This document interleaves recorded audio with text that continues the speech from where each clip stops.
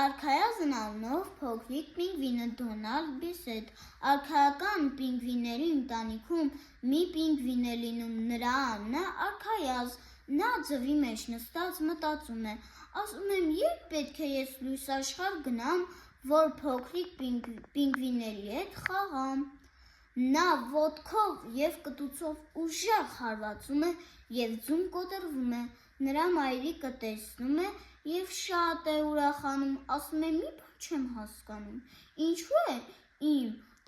պինգվինը բոլորովին շագանակագույն, ասում է միգուցե ներկ է քսվել, գնամ քերեմ, գնում է քերում է, մեկը չի մաքրվում սակայն, ասում է գնամ մեղր բերեմ քսեմ, փնթփնթան արջին կանչեմ Լիզի, այդպես էլ անում է, մեղր քսում է և կանչում է փնթփնթան արջին, լիզում է, մեկը չի մաքրվում սակայն, փնթփնթան արջը խորհուրդ է տալի, ասում է գնաք ձյան բլրակի վրայից գլորեք, միգուցե կմաքրվի,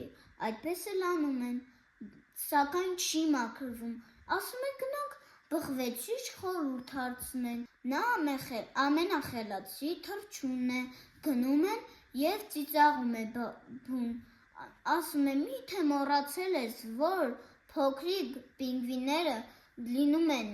շագանակագույն փոքրիկ ժամանակ, իսկ մեծանում են, մեջքը սև փետուրներով, իսկ փորը ջերմակ, մայրը ասում է մոռացել էի, երբ Արքայազն մեծանում է, այդպես է լինում է, մեջքին սև փետուրներ, իսկ փորը ջերմակ։